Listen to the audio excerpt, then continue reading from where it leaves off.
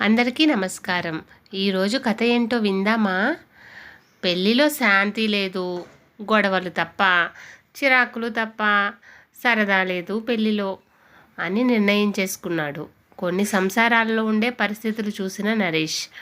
అందుకే పెళ్లి చేసుకోవడం ఇష్టం లేదు నరేష్కి.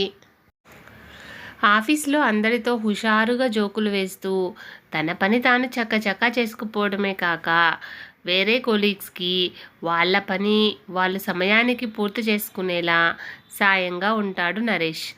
ఎన్ని మాటలైనా వింటాడు కానీ పెళ్ళి మాట మాత్రం వస్తే మాత్రం లైట్ తీసుకో అనేసేవాడు. కొత్తగా ఆఫీస్లో చేరింది అఖిల. ఎక్కువ పని మీద ధ్యాస ఉండే మనిషి. టైంకి రావడం, టైంకి వెళ్ళడం, మధ్యలో తన పని తాను చేసుకోవడం, ఇది అఖిల పద్ధతి. నరేష్కి అస్సలు నచ్చలేదు అఖిల. వారానికి ఒకసారి మాత్రం తానే టీ స్నాక్స్ ఇప్పించేది స్టాఫ్ అందరికీ. అప్పుడు మాత్రం కొంచెం సరదాగా ఉంటుంది. అది కొంతమందితో మాత్రమే. వారిలో స్నేహ ఒకరు. ఇలా స్విచ్ ఆన్ స్విచ్ ఆఫ్ లాగా సరదాగా ఉండకపోవడం ఏంటో. ఈ అమ్మాయి వరుస ఒక రోబోట్ లాగా అని చిరాకేసేది నరేష్కి. 1 సంవత్సరం తర్వాత స్నేహ ఫోన్లో హడావిడిగా కంగారుగా మాట్లాడుతోంది. ఏమైంది స్నేహ అని అడిగాడు నరేష్. అఖిల ఫోన్ చేసింది. వాళ్ళ అమ్మగారికి హార్ట్ అటాక్ వచ్చిందంట. తన పాపను పక్క వాళ్ళ ఇంట్లో వదిలి వచ్చాను. కొంచెం నన్ను వెళ్ళి చూడమంటోంది. వాళ్ళ ఇల్లు చాలా దూరం ఉంది. నరేష్ వెంటనే చెప్పాడు, పద పద నేను బైక్ మీద తీసుకువెళ్తాను. అఖిల ఇంటికి చేరి అఖిల వాళ్ళ పాపను స్నేహ తీసుకున్న తర్వాత అఖిలకు ఫోన్ చేసి హాస్పిటల్ అడ్రస్ కనుక్కోమని నరేష్ వెళ్ళాడు. అఖిల వాళ్ళ అమ్మగారిని ఐసీయూలో చేర్పించారని చెప్పింది. ధైర్యంగానే ఉంది కానీ ఏదో ఆలోచనలో ఉంది. దేనికో మదన పడుతోంది అని నరేష్కి అర్థమైంది. వేడిగా కాఫీ తీసుకొని వెళ్ళి కప్పు అఖిలకిచ్చాడు. వద్దు అని తలూపింది. పేషెంట్ని చూసుకునే వారికి ఎక్కువ ఓపిక ఉండాలి. తాగడం తినడం మానేస్తే సమస్య తీరదు కదా. తీసుకో అఖిల అని హక్కుగా చెప్పాడు. అఖిల కాఫీ తాగి థ్యాంక్ యూ అన్నట్టు చూసింది. అబ్బో, ఈవిడ మాటలకు రత్నాలు జారి పడిపోతాయని అవి ఏరేసుకుంటానని భయం కాబోలు అనుకున్నాడు నరేష్. గంట తర్వాత పాప గురించి స్నేహతో మాట్లాడి నరేష్కి చెప్పింది అఖిల. ఇక మీరు వెళ్ళండి, ఎంతసేపని ఇక్కడే ఉంటారు అని. నరేష్ సరే అన్నాడు కానీ వెళ్ళలేదు. ఆ రాత్రి టైంకి డిన్నర్ తెచ్చిచ్చాడు. అఖిలకి తోడుగా హాస్పిటల్లోనే ఉన్నాడు. మందులకి కట్టాల్సిన బిల్లులకి అఖిల పదే పదే తిరుగుతుంటే కొన్నిసార్లు అఖిలను ఆపి తానే వెళ్ళేవాడు. మధ్య మధ్యలో స్నేహతో మాట్లాడుతూ పాప ఏడుస్తూ ఉంటే ఫోన్లోనే కంగారు పడుతూ పాపను చూసుకోవాల్సి వస్తున్నందుకు స్నేహకు సారీ చెప్తూ నరేష్ని ఎందుకు మీకు ఇష్టమా అని చెప్తూ హైరాణ పడుతోంది అఖిల.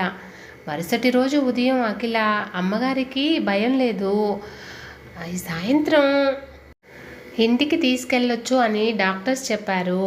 అఖిల వాళ్ళ అమ్మగారితో సహా ఇల్లు చేరే వరకు నరేష్ అఖిలతోనే ఉన్నాడు. స్నేహ పాపతోనే ఉంది. ఇంటి దగ్గర పాపను చూశాడు నరేష్. తార పాప పేరు. తారని ఎత్తుకొని ఆడిస్తున్నాడు నరేష్. తార అమాయకపు నవ్వులతో తెలియని శాంతి తాగుతోంది నరేష్ మనసుకి. తరువాత అప్పుడప్పుడు స్నేహతో కలిసి అఖిల ఇంటికి వెళ్ళేవాడు తారతో ఆడుకోవడానికి. తార కూడా హుషారుగా ఉండేది నరేష్తో. తార పుట్టినరోజు ఆ రోజు ఆఫీస్ వాళ్ళు తప్ప చుట్టాలెవ్వరూ రాలేదు పార్టీకి. అఖిల వాళ్ళ అమ్మ చాలా కోపంగా ఉంది. 8ంటికి అందరూ వెళ్ళిపోయాక అన్నీ సర్దడంలో అఖిలకి సాయంగా ఉన్నారు స్నేహ, నరేష్. అమ్మా, పార్టీలో సరిగ్గా ఏమీ తినలేదు, ఈ పళ్ళన్నా తిను అని చెప్తూ పళ్ళ ముక్కలు ఉన్న ప్లేట్ తల్లి చేతికి ఇచ్చింది అఖిల. పళ్ళెం దూరంగా విసిరి కొట్టి కోపంగా అరుస్తోంది అఖిల తల్లి. ఆ ముదనష్టపు పిల్ల కోసం నా వాళ్ళు అందరినీ దూరం చేస్తున్నావు. నువ్వు పెళ్ళి లేకుండా జీవితాన్ని పాడు చేసుకుంటున్నావు. అసలు నన్ను వదిలేసి ఉండుంటే అప్పుడే చచ్చిపోయి ఉండేదాన్ని. ఎందుకు నన్ను బ్రతికించావు? నా మాటంటే విలువ లేదు కానీ నా మీద ఏదో ప్రేమ ఉన్నట్టు ఎందుకు ఈ నాటకాలు అని ఆవేశపడుతోంది. అమ్మా ఊరుకో, నీ ఆరోగ్యం మళ్ళీ పాడవుతుంది అని అఖిల గాబరా పడుతుంది. ఏమిటి ఈ విషయం అన్నట్టు నరేషు స్నేహను చూశాడు. తార నిద్రపోతోంది. బాల్కనీలోకి తీసుకెళ్ళి నరేష్తో చెప్తోంది స్నేహ. ఒకరోజు రాత్రి స్కూటీ మీద ఇంటికి వెళ్తోంది అఖిల. ఉన్నట్టుండి ఒక అతను ఒక ఇరుకు సందులో నుంచి గబగబా వస్తూ కంగారుగా భయంగా ఉన్నాడు. అఖిల ఏమిటి అని అడుగుతుండగానే పారిపోయాడు, ఏమై ఉంటుంది అని అఖిల అటు ఇటు పరిశీలించి చూస్తుంటే పసిబిడ్డ ఏడుపు సన్నగా వినిపించింది. ఎక్కడి నుంచి అని శ్రద్ధగా వింటే ఇరుకు సందులో నుంచి ఆ శబ్దం వస్తోంది అనిపించింది. సందులోకి వెళ్ళి చూస్తే ఒక ట్రావెల్ బ్యాగ్ కనపడింది. ఆ బ్యాగ్లో నుంచి ఆ ఏడుపు వినిపిస్తోంది అని అర్థమై అఖిల గుండె బాధతో భయంతో వేగంగా కొట్టుకుంది. వణుకుతున్న చేతులతో తెచ్చిపెట్టుకున్న ధైర్యంతో బ్యాగ్ తెరిచి చూస్తే పసిగుడ్డు ఏడుస్తోంది. ఊపిరి ఆడినట్టు లేదేమో చిన్న బిడ్డకి. ఉక్కిరి బిక్కిరి అవుతుంది. వెంటనే చిన్ని పాపను బయటకు తీసింది. తన చున్నీని చిన్ని పాపకు చుట్టి భద్రంగా 2 చేతులతో ఎత్తుకుంది. ఇందాక ఆ మనిషి ఎందుకు పరిగెత్తుకుపోయాడో అఖిలకు ఇప్పుడు అర్థమైంది. పిచ్చి కోపం వచ్చింది. వాళ్ళ ఇష్టానికి కనేయడం, ఆడపిల్ల అని వదిలించుకోవడం, అది ఇలా దారుణంగా ఊపిరి ఆడని బ్యాగ్లో పెట్టి మరీ. ఛీ, ఏం స్వార్థపు మనుషులు అనుకొని స్కూటీని ఒక పక్కన పార్క్ చేసి క్యాబ్ బుక్ చేసుకొని పాపని ఇంటికి తీసుకెళ్ళింది అఖిల. అఖిల తల్లికి అస్సలు నచ్చలేదు అఖిల ఇలా పాపను పెంచుకోవడం అని. స్నేహ అసలు విషయం చెప్పింది. అఖిల చుట్టాలకు పట్టింపు ఎక్కువ. ఎవరో పాపను మన కుటుంబంలో భాగం చేయటం మాకు నచ్చలేదు అంటూ అఖిలతో రాకపోకలు నిలిపేశారు. ఫోన్లో కూడా మాట్లాడరు. అది మరీ బాధ పెట్టింది అఖిల తల్లిని. ఆ బాధ తట్టుకోలేక అప్పుడు ఆ హార్ట్ అటాక్ వచ్చింది అని స్నేహ చెప్పింది నరేష్కి. సరిగ్గా 6 నెలల తర్వాత స్నేహ నరేష్ పెళ్లి చేసుకుని తారను తమ కూతురిగా దత్తత తీసుకున్నారు.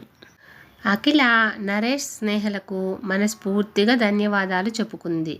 తన తల్లిని సంతోషపెట్టడానికి అఖిల అమ్మ చెప్పిన తనకు నచ్చిన అబ్బాయిని వివాహం చేసుకుంది. నరేష్ స్నేహల వద్ద అపురూపంగా పెరుగుతున్న తారకు తన మనసులోనే కూతురు స్థానం ఇచ్చి తల్లి కాని తల్లిగా తారను గమనించుకుంటోంది. స్నేహితురాలి బాధను అర్థం చేసుకొని అఖిల బాధ్యతగా అనుకున్న తారను తమ కంటి పాపగా చేసుకొని మంచి స్నేహానికి మానవత్వానికి అర్థం చెప్పారు స్నేహ నరేష్.